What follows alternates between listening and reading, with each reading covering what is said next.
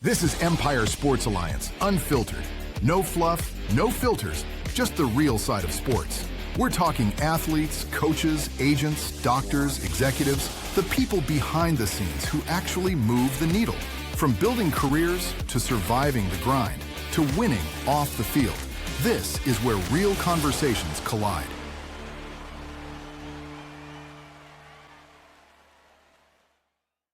All right, everyone. Welcome to another episode of Empire Sports Alliance Unfiltered. I'm Ronnie, got my co-host Eric here, and today we got Jessica as our guest. Hello. Thanks for having me, guys. Hey, everyone. So I am so excited to have Jessica here. I've known her, 20 years or something. Jessica is a proud to say gold medalist Olympic swimmer, two-time medalist. She got the bronze in the 100 free relay and the gold in the medley relay in the 2012 Olympics. But Jessica is very special. It's been not an easy road for her, and she is one of the strongest women I've known. I've unfortunately seen her probably at her lowest place. Mm-hmm. And then I've seen what she's done to pick herself up. So Jessica, thank you so much for being here. Kind of what got you into swimming? How did all this come about? That's good. Good intro to just touch on that really fast. Yeah. I can't believe it's been that long. Like, it doesn't feel like time has passed that much, but you're right. Like, I'm so grateful to have known you that long and have survived the lowest with you. And thanks to you, gotten to achieve the highest too. So this is going to be fun to reflect on. And thank you very much for having me, but also everything you do to help athletes in general. This is going to be fun. But to go into the diving in on what got me into swimming, I think swimming is unique because it's really the only sport that's also a life skill, like survival skill. People running marathons have heart injuries or whatever, and they're fine. Like, people pick them up and they can move them to the side of a marathon. But in swimming, if something happens, it's like a life-threatening situation. So that's how I started. When I was 3, I fell in a pool, or had a scare at a birthday party, and somebody pulled me out. My mom recognized the vulnerability of it and put me in swim lessons pretty much immediately. And I thankfully coincidentally was put into the best swim school ever. They've had 20 Olympians come from that swim school. So starting at 3, I was surrounded by just greatness. So it was from a power greater than me, where I was put into some really good teachers, and a lot of people started helping me along the way. They really focused on play and teaching talent through play.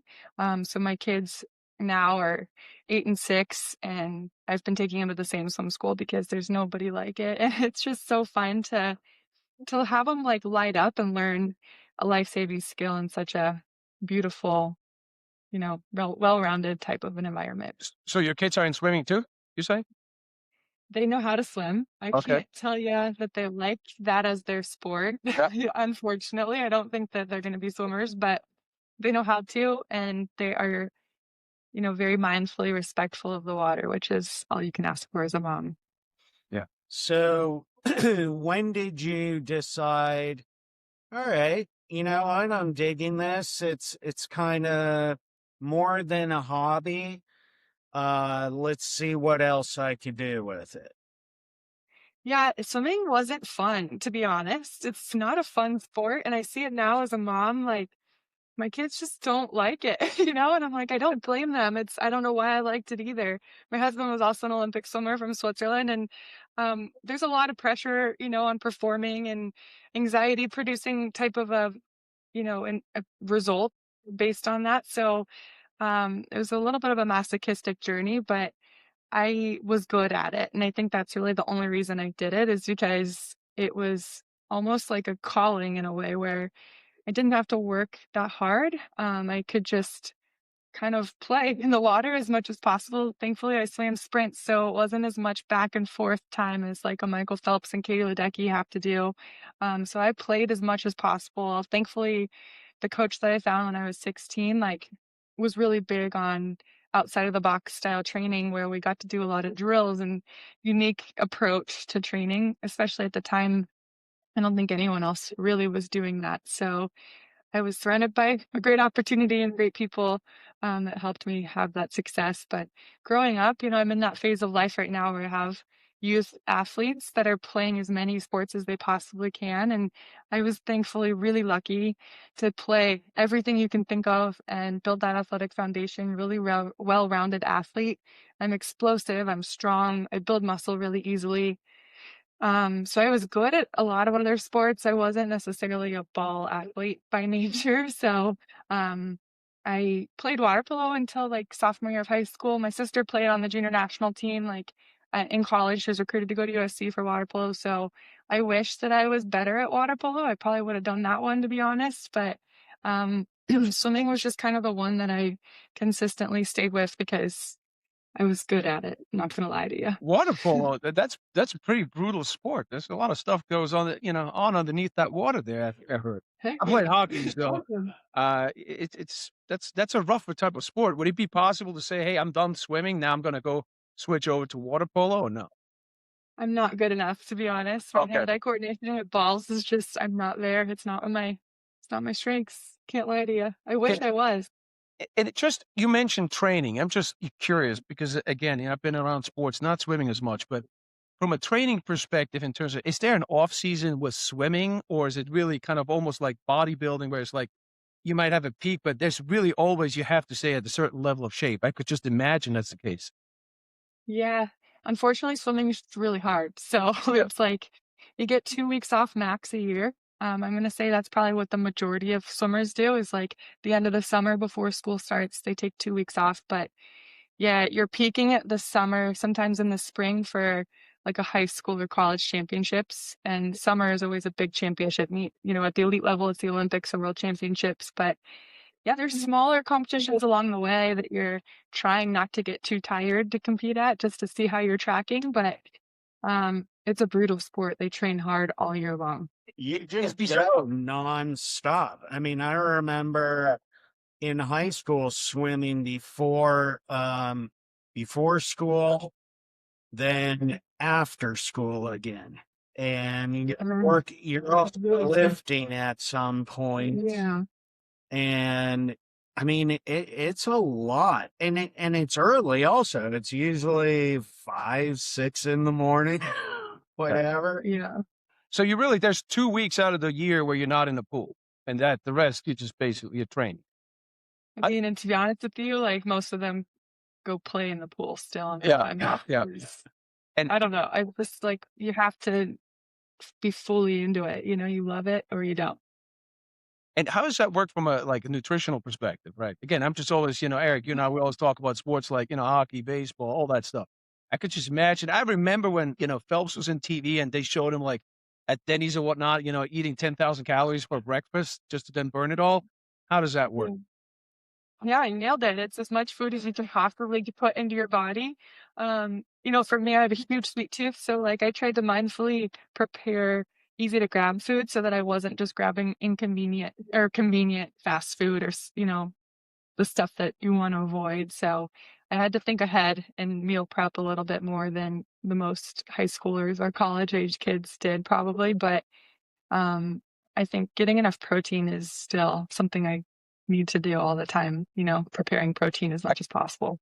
I could imagine you work again from that perspective. You work with a pro swimmer, works with a nutritionist, chiropractor. What is kind of like the staff in your sport, that supports you on the I rest? was blessed with the best chiropractor possible, Dr. Blum on here. Yeah. He has pulled me out of a lot of injuries. I fractured I think 16 places in my ribs. I tore my shoulder. I always had lower back problems. I had a knee microfracture. All the things. Dr. Blum was like, okay, let's keep going. And, so I was really blessed, thankfully. And he always thought outside the box with strengthening exercises and always had cool gadgets and tools. Just so fun, thankfully. I mean, but anyone who could help heal, I was an open book, did acupuncture, physical therapy, massage, all the things. And then, yeah, the Olympic Committee thankfully had a nutritionist that consulted with us. We got blood work drawn to see where our deficiencies were, did all the things. So, how did you decide to go to Berkeley? In high school, I broke a world record the summer before I started college. So I was pretty top recruit, coming out of high school. And at the time, my club coach and that coach had a very close friendship, and I felt like the training styles were going to be as similar as possible. So my mom, my parents loved the idea of it being a great school as well. And I'm not as much into academics, especially back then, but I'm really blessed and grateful that, got to combine all of it. Didn't last very long. I only stayed 2 years, but did meet my husband there. So we've been dating since I was 18, and that's probably the best part of that whole experience for me. But I did win, I think, 4 NCAA titles back while I was there, and I learned a lot. So, when did you start with Dave? Dave was my club coach. I started with him when I was 16, like the week, I think the day or within a couple of days of getting my driver's license. So I lived in Long Beach, and he trained in Aliso Viejo at the time.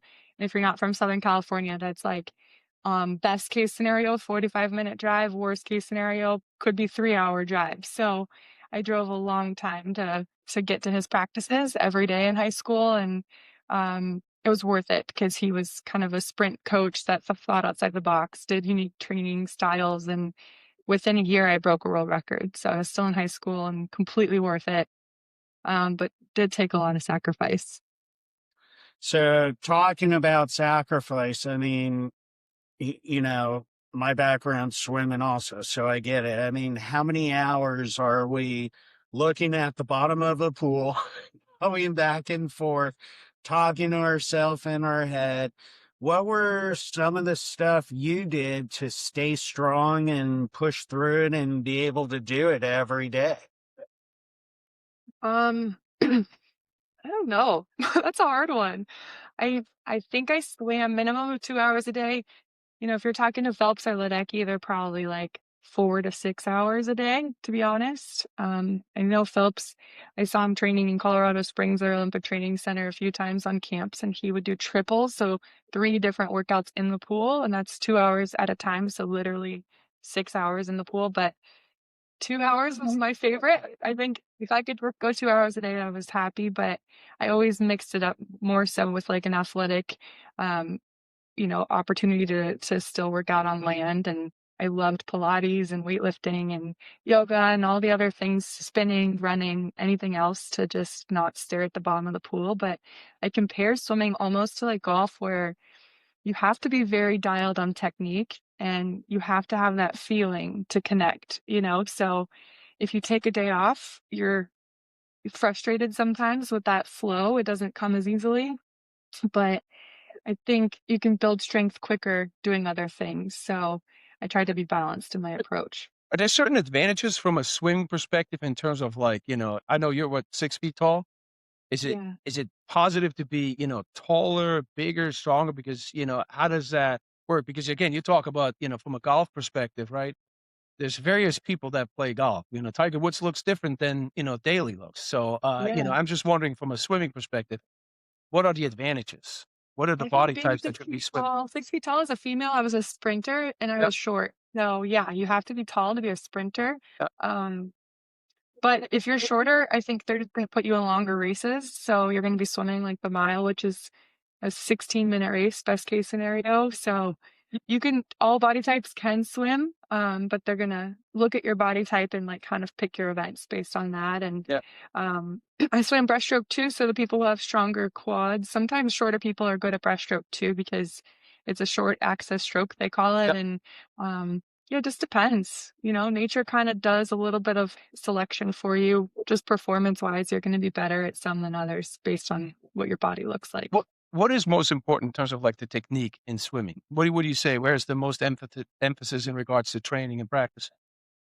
So like swimming is cool because you're connecting to a force of nature, So the water makes you fast. So your respect for the water and understanding flow of water, it's almost not in your control in a way, you know? So it just kind of is about having that respect and really taking the time to connect with how the water's moving. And it takes a lot of patience. Just like golf, you know, you're humbled. If you try too hard, it goes worse sometimes. So, you know, it's a humbling activity that I could talk about for hours if you get into the science of it, you know? So I had a lot of fun playing with technique. That was my favorite part of the sport. Yeah, my favorite was pushing off the walls and just feeling streamlining and having the water go over your body and knowing you're with the water. You're not fighting it. It's a Yeah. cool feeling. So cool. Yeah. I think the people who understand that are better swimmers, you know, because you're using the water to help you be fast. You're holding the water, like working together, not fighting it, you know, and it's a respect. It's a dance in a way. It's like a flow. It's so fun. Now, what about the new technology with the new goggles and being able to listen and stuff? You think that actually helps, or does it distract you and take you away from being in tune with your body and the water at that point? So, like the tail end of my career, we got some of the earpieces where our coaches could talk to us while we were training. And I have to admit, I hated it, tremendously hated it, because I just wanted to like be in the moment and think. I think the more present you are in the water, the better you do. And then you can get feedback. Like one thing per set to think about is great, but yeah, I didn't like. It felt constricting in a way to my training approach. But I think if you're like a recreational swimmer, having like the technology in your goggles with lap counting and telling you how far you're going, or your like your velocity, your distance per stroke, that stuff is cool feedback if you're training by yourself and just kind of aerobically, you know, getting out there. But it depends, I think, on your almost your psychological approach and like your preferences, I'd say, for each person. Jessica, to that point, you just mentioned psychological, and we've been talking about training, nutrition, you know, physical aspect of things. Can you talk a little bit to the mental toughness and just the psychological like approach? Again, coming from somebody that played a team sport, how do you get in? Like, you get in a pool and you're just like, okay, I'm gonna go that distance. What is your approach? What's the mindset? Just because, again, it's just you and the water, right? And then, as a follow up, maybe quick, you know, when you get in the pool and you have all the other swimmers next to you, is there any trash talk? You talking shit to each other? Is there any of that? Like, you got nothing today. You have nothing on me. Does that exist? I love that. Yeah, I probably was one of the biggest trash talkers, I'm not gonna lie to you. Really? Yeah, we trained together as a team. So it's still I view it as a team sport because training by yourself is just hard. Yeah.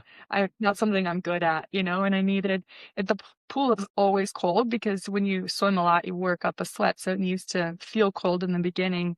And jumping in at 5 in the morning sometimes is torture. So honestly, just having someone like make me get in is so helpful because it's so hard to do that.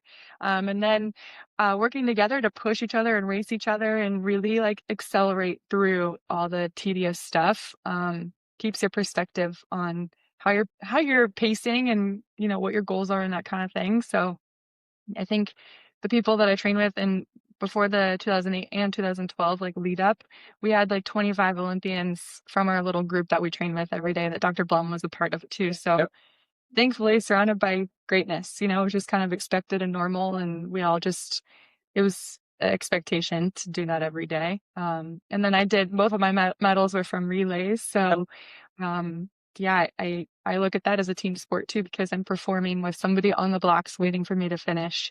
And, you know, it's, it's an individual like 53 seconds, but once when I started and when I finished, other people were expecting that performance. So, And how does that yeah. change from a relay perspective? In terms of you go first, you go last, you're in between in terms of like strategically and just again mindset wise. How does that for a swimmer? How is that? Yeah, they'll put like someone who's not great at relays or like their reactions aren't as good in the front. So like Phelps is always first because his like reaction to exchange was not as good as a sprinter's would be. But the anchor, the person who goes last, is kind of like the racer that can close above their own ability. Like they will feel a greater force of pull, outside of their own expectations. So it's like they can kind of sense the mindset of who needs to go where. But I don't know, sometimes they mess around with the order of relays, and I was the fastest freestyler, but they put me third, which is usually the slowest spot. And I don't know, we got bronze in that one. So didn't agree with that. But I think, you got to listen to the coaches. They get to pick it, and working together as a team and really, kind of holding that expectation within each other. Well, I think it's always what made me swim fastest. The other aspect is swimmings. They are long and boring. And so Yeah. you're hanging out with everyone, you're connecting. A lot of these races could be 20, 30 seconds and then you're done, so you're just hanging out with everyone else. I mean, yeah, Jessica, we've been to how many countries over the world, just traveling and doing stuff. So even though it is individual, it still is a big team sport. And even in high school, I don't know how it helped you, but for me, grade wise, I knew I had practiced twice a day. So I had to study at certain times, and that helped me stay focused, from an academic standpoint, basically. Yeah. So, Oh, absolutely. yeah. Well, guys, if you don't mind, let's take a quick break for our unfiltered wacky stats segment here, and then we'll be right back and potentially talk a little bit more about your Olympic experience and just overall how that was. So we'll be back. Great. All right. Okay, Eric, here we are with our wacky stats. Let me start off, right? So an Olympic swimming pool holds about 660,000 gallons of water. That's enough to fill over 9,000 bathtubs. That's a lot for sure. All right. So humans actually float better in salt water, hence the Dead Sea and stuff, Yep. which is why swimming in the ocean can feel easier than a pool, depending on the current. Yeah, well, yeah. It depends what pool you're in. But so, as you know, swimming uses nearly every muscle in your body, even your face muscles, as a matter of fact. So when you're trying not to, swallow water, like again, you're working out your face. Hey, I always love swimming because it's non-impact and you're working upper and great. lower body. It's a great workout. Yeah. All right. So if you're doing that workout, Michael Phelps reportedly ate up to 12,000 calories a day during intense training. That's like 40 slices of pizza. That's insane. That's insane. Yeah, Yeah. That's great. I'll talk about Phelps. Competitive swimmers can reach speeds to about 5 miles an hour, right? Did you know that dolphins swim about 4 to 5 times faster? Wow. Yeah. All right. So do you know you're actually taller when you come out of the water? And the reason is, unlike running and jumping and this and that, you're not pounding your spine. So you actually rehydrate the discs and you could grow an inch or so, actually. Yeah. But during the Olympic Games, swimmers shape their bodies to reduce drag. So literally, sometimes gaining split seconds that can win medals based on shaving themselves. Oh, and that's what it came down to. I mean, how many races did Phelps win because of 0.001 or whatever? Is that why you're still bald? Because you're trying to win races? It's aerodynamic, baby. All right. According to Guinness World Records, the longest continuous swim lasted over 225 miles. That's like swimming from one city to another nonstop. That's crazy. That's great. That's fairly ambitious. But that concludes our wacky stats. Back to the, episode here. Well, we're back from our break and our wacky stats. And, in the meantime, I think, Jessica, you brought some medals with you. We're going to talk a little bit about your Olympic experience here. And, let's start there. What is it like to be in the Olympics? The Olympics are cool. They're obviously the pinnacle of, I'd say, most sports, except for, the big money sports for the most part.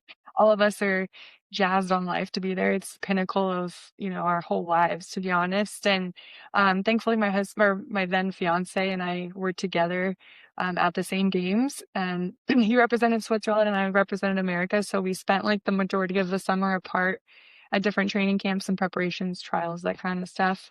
But when we got there, it was really fun to be able to kind of soak in those memories. You see every single type of body type you can imagine, because like if you're thinking about a gymnast who's going to be in the low 5 feet, maybe high 4 feet tall, volleyball and basketball are like close to 7 feet tall sometimes. And, weightlifters, wrestlers, just bigger, thicker bodies. And, pole vaulters are tiny, skinny, not an ounce of body fat on them. You see them all walking around in the same village, and it's like almost like a circus where you're like, what did they play? Right. Like what in the world is this athlete, competing in? And then we see people like speed walking, practicing in the village, and you're like, what is happening? Like they're like walking like they don't even know how to walk. And then, you hear every language you can think of. People are playing like bongo drums and congregating, and there's flags from every country getting raised. The American team gets 6 duffel bags of swag, so we have stuff pouring out of our seams, just stuff that we're being gifted all the time. There's always some like gifting party or celebration happening at all hours of all days. And you get tickets to go watch whatever sporting event you want. It's literally like your brain is overstimulated with excitement, if that makes sense. But when you get to the nitty gritty of it, it's the same race that I had done since I was a little girl. So the swimming part of it, I just try to keep the perspective of like, I've done this a million times. Just hop in the water, swim 2 laps, and you're done. So again, it's the same, fun. right? In terms of like, obviously everything is different, but then in terms of like the race in itself, you're trying to go back like what you have done 1,000 times before, like Yeah. Okay. But it is different because when you step on the blocks, your whole body is vibrating from the noise because there's so many more people that are there cheering than you're ever used to. And the first medal that I won was this bronze medal. It says it on here, but it's the 400 freestyle relay. And this was the first night of swimming, the very first final. I went straight to the finals. They had different athletes compete in prelims. So my very first race at the Olympics was the first night of swimming, which was like the second day of it. It was the day after the opening ceremonies, straight into the final. So I didn't have like an introduction to what to expect. I just hopped up on the blocks to like so Right much to it. noise. Yeah. Like my body was vibrating. I couldn't even handle it, So it was a lot. But when I got to it, it was 2 laps of freestyle. That's all it was. It was great. So if you're at the Olympics, in terms of like, obviously, I mean, you talk about the best of the best, right?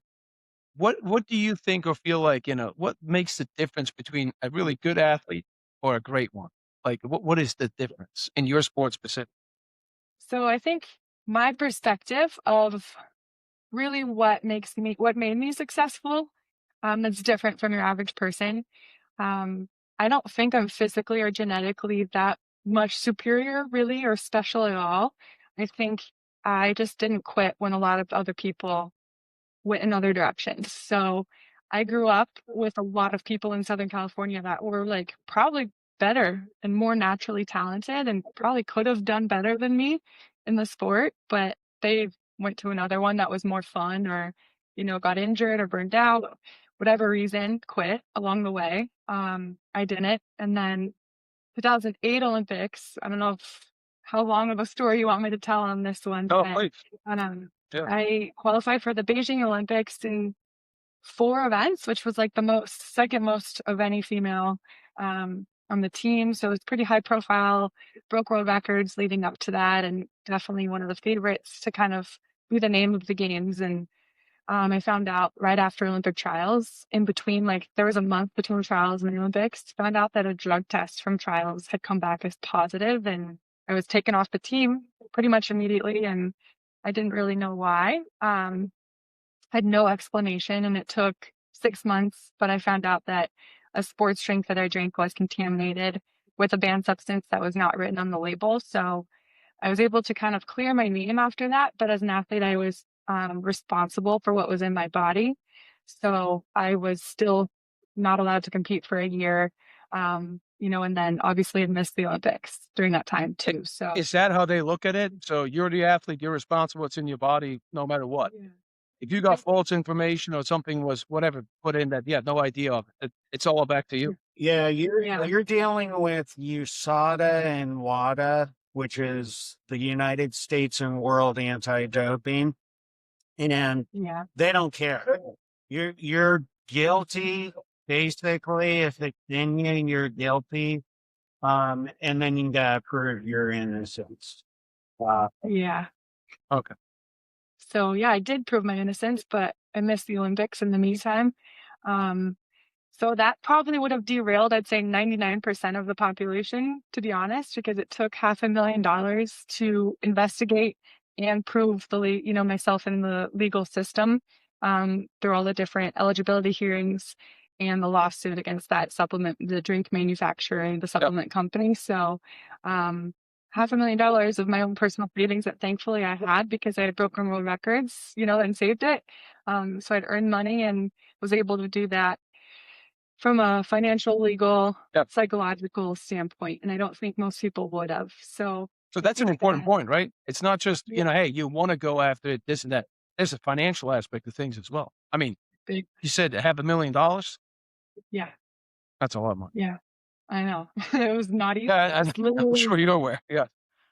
I was literally suicidal during it too. So it was just unbelievably terrorizing in every aspect of the word. And Dr. Blum was there through all of it and saw me at my lowest. I remember we were in Omaha and heard stuff, and I remember taking you and getting you ice cream. I don't know if you remember, we went downstairs somewhere and got a pint of ice cream. And yeah, it's so what was the fire inside in the push to say, no, I know I'm innocent. This is bullshit. I'm going to protect my name and I'm going to go get that medal. A lot of it was just my own internal self-worth in a way. I learned to stop caring as much what the public thought through that journey, because it was so public. Having that happen right before the Olympics, I had like thousands of reporters storming my house. Basically, I was on like the late night show. They were making fun of me in skits, and People Magazine, Perez Hilton at the time, TMZ, like that kind of stuff. It was front page news that I was, a disgrace to America, basically. So I learned through that they can victimize or villainize anybody because I have never intentionally done anything wrong. So I learned to like find my self-worth in that process and really trust the people that I have in my circle, and kind of put the weight of expectations and opinion in perspective a little bit more than most people through that journey. But the internal drive to see what I was capable of, like those Olympic trials, the world records I'd broken up to that, I knew I deserved them and I knew I was capable of it. So for me, I was like, I just want that opportunity to do that again. And I want that Olympic experience. I deserve to have that Olympic experience. And I'm going to have that Olympic experience. So I did it, I came back, my first meet back, I think after my suspension, Blum, I threw my back out that week. So he was working overtime just from the stress, I think that's what it was, to be honest. Can you elaborate on that? When you say I you threw your back out, how does that work? And then what do you do on your end, Eric? don't know. Do you have any explanation for what that I, was? honestly, I think there was so much mental stress, taking an overload, and then with all the training, and you're a perfectionist, and knowing what you wanted to do by setting those goals. Yeah, I remember seeing you every day work, Overtime. and yeah, what'd you do? You were the first Had a one good to week. break 30 seconds. Yeah, so my very first meet after my suspension, I time trialed. So it's like not even part of the meet. It's in between prelims and finals. There's a ref on deck. You can enter that day and just ask to race for a recorded time. And I did that first, knowing that I needed to do it with no pressure. And it had been a year since I had raced. So I entered the 100 breast for a 50 time trial. So that's the 1 lap is the 50 and 2 laps is 100. I broke the world record in the 50 breasts in a time trial with literally like 10 people in the stands. And that was so fun. And then the next day I came back for the real 100 breast. And at the time, their 50s weren't really a race.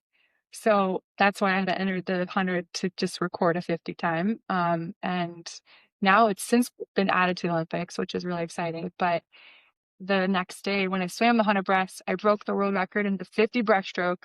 And then I turned and went and broke the world record in the 100 breaststroke in the same race. So I broke 2 world records in 1 race. And that's never been done in a sprint race before. And it's never been done since. So that was just like pure emotion that came out, just so much anger and fire and passion and appreciation to get to do that again. It was beautiful. It was for sure the best race of my whole career and the one that I will remember forever, just with so much gratitude. I mean, I have to ask, before that race, was there any trash talk going on? Because it was at a U.S. Open, Yeah. Which is good. It's a good meet. Yeah. I had missed World Championships that year. It was like the week before my suspension ended, so there weren't really any international level swimmers there. So the only trash talking was just like myself, my own expectation, to be honest, my own little demons, You're saying there's more trash talking going on in international competitions versus like national ones, just because you know everybody? Big. But isn't it hard to trash talk a Japanese person? I'm just wondering. You're in your lane. The French is next to you. The Japanese person. I'm like, it's kind of like, do they even understand the trash talk? I mean, who's it? There's more trash talk happening in the warm-up pool. See, to be honest, I'm not going to name countries, but there's certain ones that are like vindictive. They'll go out of their way to hurt people in that pool. Like really on top of them, pushing on top of them, kicking them, spitting in their faces. Wow. So it's not language as much as just like aggression. Okay. But then there's behavior in the ready room. So we have to sit in this room that is just like no windows or wall or like no light except for artificial light. We're in this room together for 15 minutes before your race, sitting on fold up chairs. And the behavior that you see in there shows true character, to be honest. There's like types of personalities that will get in each other's faces and like slap their bodies and like puff air, and like puff their chests and like pound themselves, like ape like behavior, literally. There was this one girl, an American, that a lot of people know, that would get in your face and just like put her goggles on and like literally get a couple inches away and breathe in your face and just be as obnoxious as possible. There's a lot of people that like Phelps would just put headphones on and put its hood on and not want to talk or look at anybody. But for the most part, I was a social butterfly and talked and made friends with a lot of people.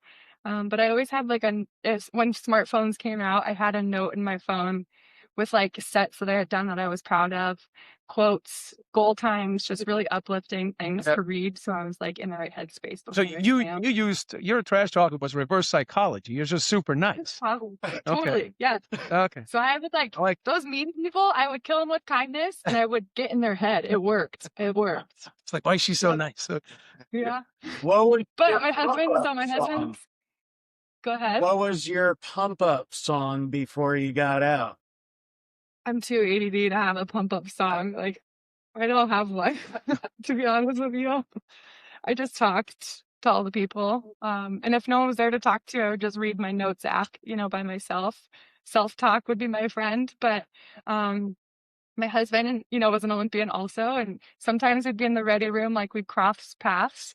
And he was one of those guys who had his goggles on and like wanted peace and quiet before his race. And I was the opposite. I was like, hello, good to see you. How you doing? And he's like, get away from me. Like, keep that girl away from me. So it's just so funny how everyone's so different. I had no idea they have trash talking in swimming. Seriously. Like, I mean, this is not for the public eye. Nobody really sees that, right? This is before the race starts. Would they put cameras in the ready room now? So I don't know if you know, like the last Olympics, they started some drama with the finger wagging and like you can start to see the personalities now. Thankfully, they did not have cameras back in the times that I was. Yeah. It's awesome. The public would have seen how annoying I probably was, to be honest.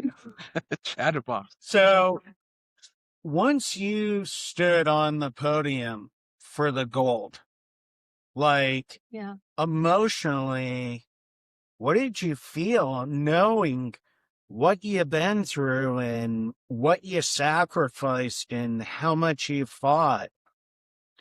So that's another long story that I don't know how long we have, but the lead up to those Olympic trials in 2012, I broke like 6 more world records in breaststroke events exclusively. And then when I got to those trials, I got 3rd place in the 100 breast. So they only take 2. So I was the first person to not make the 100 breast. And that was my first race of the trials. And that was exclusively due to the pressure that I had put on myself. I psyched myself out. If I had gone the time that I was capable of, I would have won by a landslide and made it, probably won gold by a landslide. But I just kind of choked under the pressure that I put on myself, to be honest. But that fired me up. The next 2 races I had at trials were the 100 and the 50 free, and I ended up winning both. I'm not a freestyler by nature, so that was like a surprise to myself as much as everybody else. But that freestyle did put me in the relays. There's more relays when you're a freestyler, so that thankfully got me some easy medals, to be honest. The gold, the bronze was the first one. I showed you guys that one already. That was the first night of the Olympic Games, and then the gold was the last day of the Olympic Games.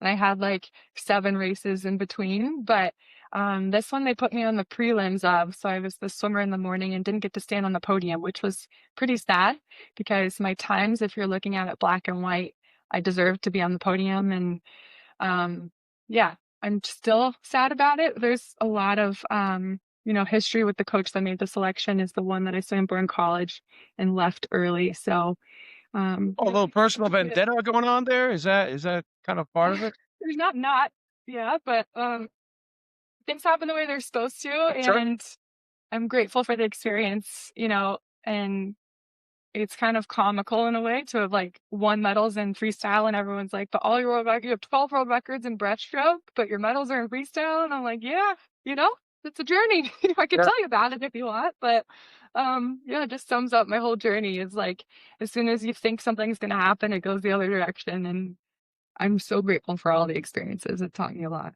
So how do you use everything now and with your kids, and what are you doing now with it? So I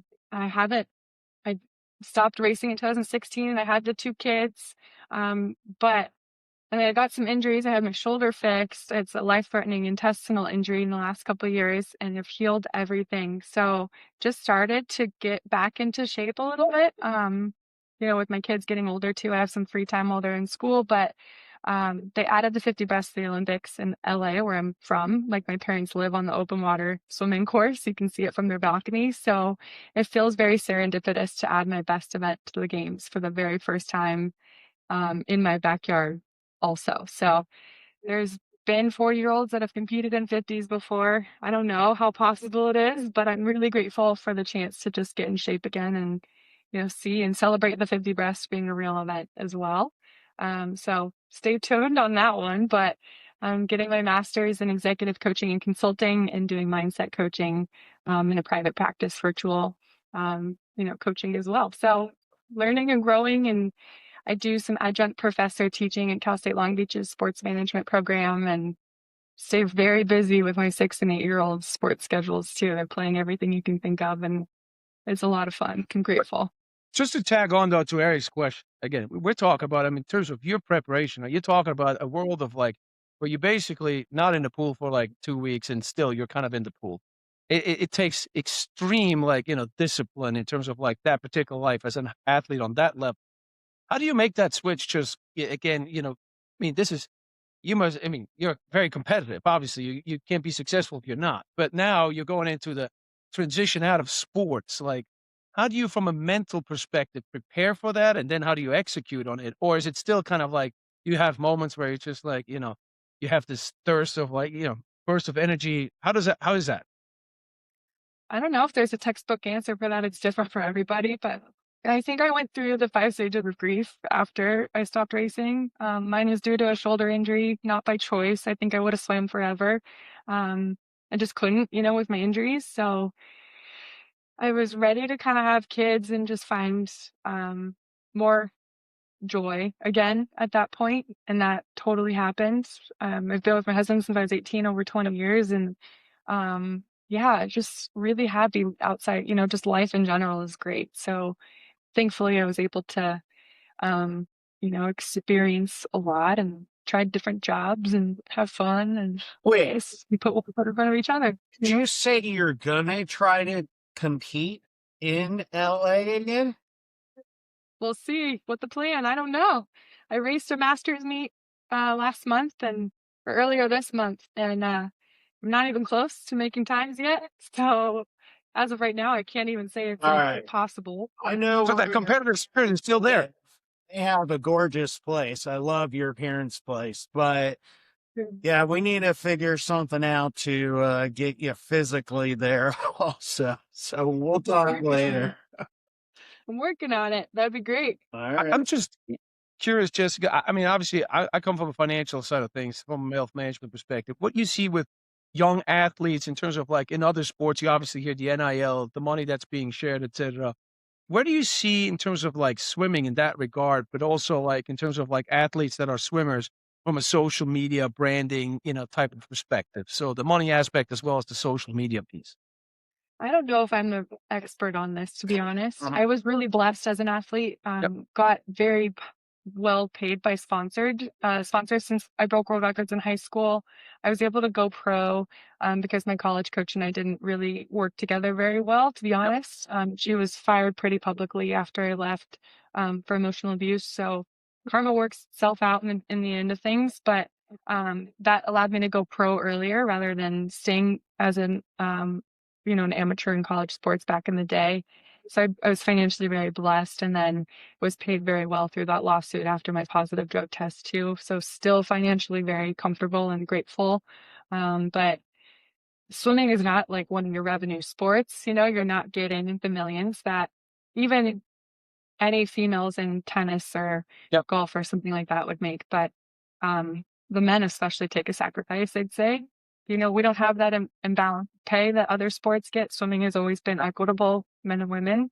But I think social media and NIL is stuff that's just so fun for athletes to be able to kind of dip their toes into as much as they would like. I think having that autonomy to do as much as you would like to do, and it's just an extra resource. If it prolongs, and makes things accessible for athletes, I'm fully supportive and grateful for that for them.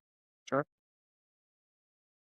Swimming's boring. I don't know if there's a answer to make the money in it. Just seems like there's so much self-discipline, right? If I'm in the locker room, I play hockey, or if you play baseball, you have other, guys that are, having the same goal. Like, you want to hit a home run, you want to, whatnot, score a goal. For you, it's you, yourself, and just you in the pool. Time is, I think that takes a lot of self-discipline. I mean, thankfully they added like beer gardens to the international meets. So you can still have a spectator. It's a little bit better when you get to the elite level, but I mean, I don't like sitting at my kids' swim meets. I don't think they like it either. So I don't have an answer to making that one fun, to be honest. Gotcha. All right. So I actually found I don't know if it'll show up or not, but this is Oh my gosh, that's amazing. that's us in Nebraska. There's Phelps and two others, but yeah, that's me working on you. So good. Those are the days. I love it. Well, it seems like they might come back, so, Hey, get prepared. we could do a reunion tour. If we make it back, I'm going to have a lot more time on your table than in the pool, probably. It's all good. I love it. All right. So we're at that point where we do what's called the walk-off 10.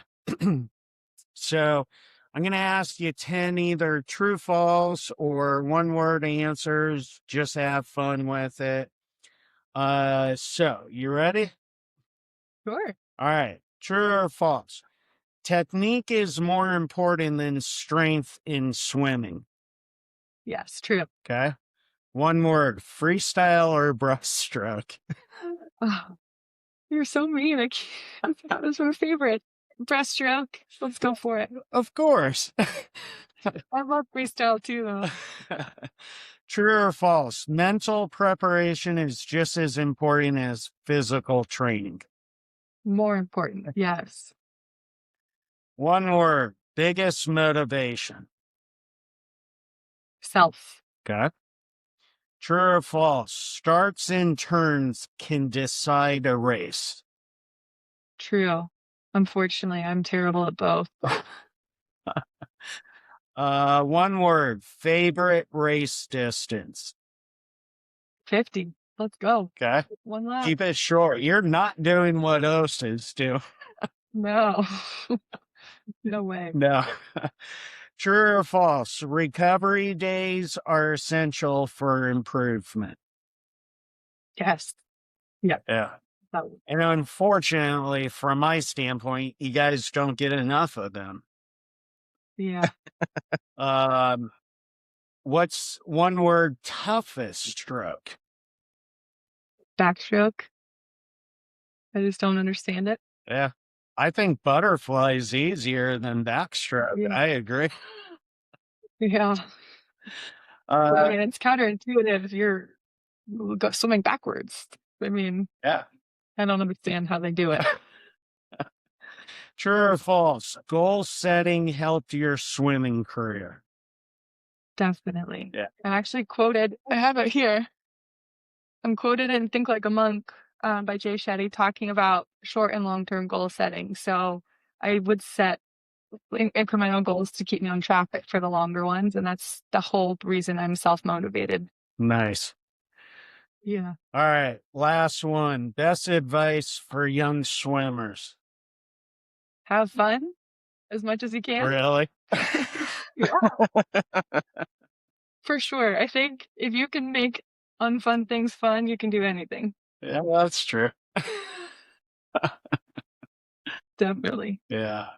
Cool. Hey, Jessica, really impressive story. Appreciate it very much you coming on and, spending some time with us here. Thanks. Appreciate your time too. This was a great catch up and memory sharing and all the fun. Thank you guys for everything. Thank you for joining us. It was a pleasure.